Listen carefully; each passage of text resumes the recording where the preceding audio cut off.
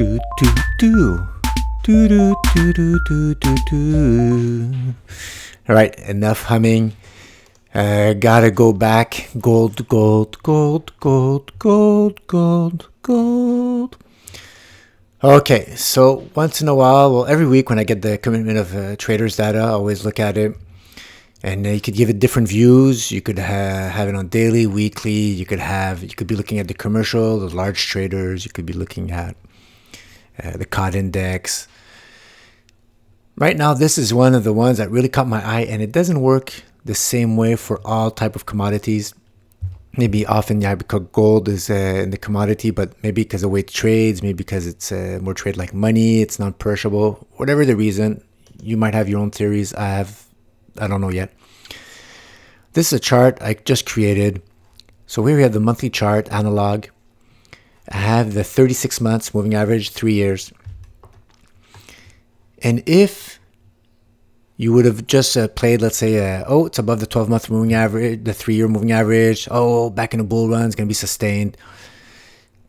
Usually that's why we have a weight of evidence approach. We try to add elements, different views to the same asset, and then you could enlarge to other assets in that complex. For the precious metals complex, you look at commitment of traders. You could look at the behavior of miners, money supply, debt, GDP. Like in all the other podcasts I did, try to cover all the facets or most facets I could get my hand on. Then you're able to say, okay, it's a breakout, but I don't fully trust it yet. There might be issues. We might not be ready yet. Maybe the churn hasn't been done enough to have a sustained move. Here is the commitment of traders. I removed everything. I'm just looking at those non-reporting small speculators. And particularly, I removed the total. There's usually 3 numbers. There's a total in the green, which is not shown. Red is total shorts, and the yellow is the net position. Look at that. This is the monthly. Even here, you had a breakout above that 3-year moving average. You're not above. I'm looking to cross above.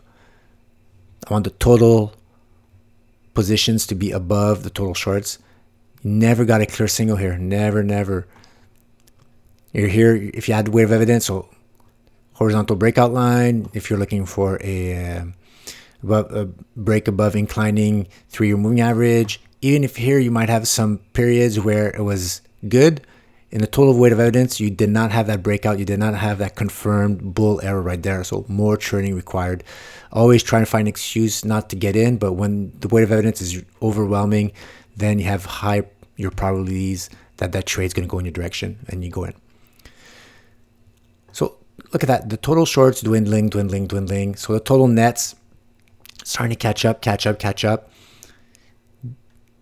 And as they start going up, price action, we're back above a 3-year moving average. One weight of evidence, above a horizontal breakout line. Another weight of evidence, monthly defined. So this is very important. And now the total non-reporting small specs shooting above the total shorts. So positioning size, more and more people are get on. A lot of fire. That's like the crowd money.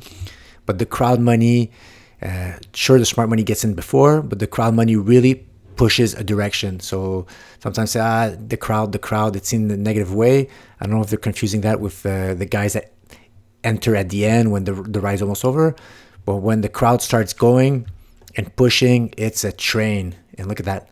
From there, from right above this original breakout line to the second one here from that larger base, just like we are here, just below that breakout line, 400% move. Legendary. And here you had a dip, the 2008 crash. But in total weight of evidence, you never closed below that 3-year moving average. And it bounced back up. Here's the bear market. Down below that 3-year moving average, below horizontal breakdown line. And here, total positions going below total shorts. People exiting. That's it. I'm out. And they're giving another great sign that the bull market for gold is over. Bear, look at that, super clean cut. You could really see how it matches well. And the total shorts are above the net total. until now. So it even started climbing here. See, September 2018 really starts the Powell pivot. Everything was in motion. What gold was sifting out, that was the bottom in 2016 or 15. Right now, it's saying, okay, this is it, man. There's a shift in policy. The debt's going to increase. The monetary supply is going to go up. They're going to dilute the value of the USD. And that's what you see in the price of gold, right? It's not gold going up. It's the fiat currency that it's priced in going down. And here there was a tug of war. So it's very more clear on the daily and the weekly. We already see we're in an uptrend. But here on the monthly, we're about like this situation here. Break out of the base and now, fighting for a few months. And after that, bam, explodes. And that's when we closed above that breakout line of that small base. And then after that, just skyrocketed. Each of these peaks, these extremes, they account for some significant top where we had a consolidation for 5-6 months, another peak consolidation for I think almost a year, 8 months, etc. Even these lower peaks creating some positioning going out, slowing down of the price action. It's still in the bull trend, and then after that, when they pick up, look at that, price action shoots up. This is to show how early we're in the beginning, and often sure, this was a great move here, depending on your time frame. These are big moves, but in the grand scheme of things, just as everything is shifting into gold's narrative, it's not fully in the mainstream yet. You could see it here through the non-reporting small speculators that have about no exposure yet. And once these start get going and we get that power move here, that pressure is going to build up more and more. And especially, I used to look for a long time that 1350 level, but 1350 level is just the base here. So it's for gold bugs or people following trend, traders, people looking at time frame, technical analysis. They get in very, very early.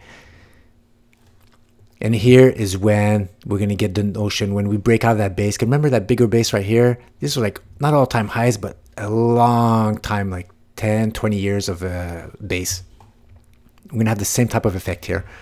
Once we break out above that 1900, and we could close even above all-time highs of 1921, because nobody on TV is going to say gold close above its monthly defined breakout line. They don't even know what that is. Everybody's looking at 1921 gold expressed in USD. Once we get a close above that, and the net positioning is going to be above total shorts, it's going to be full steam ahead. I know there's day traders or swing traders, but for position traders, if you want the safest bet, the most sleep at night, don't worry about it. For me, gold is everything aligned to buy and hold. Sure, if you want to be more nimble, you could probably buy on pullbacks. I have a full bunch of techniques that I show, distance from a 1-year moving average, 6-month moving average, and when you're too stretched.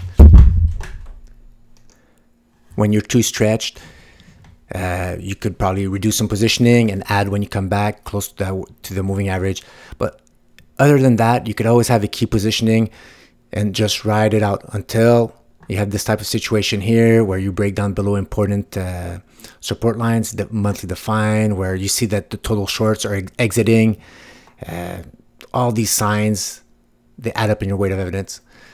So this is like just so clear for me. I don't know about you guys, but I've been covering gold for a little while, and it's really showing that it wants to go upwards.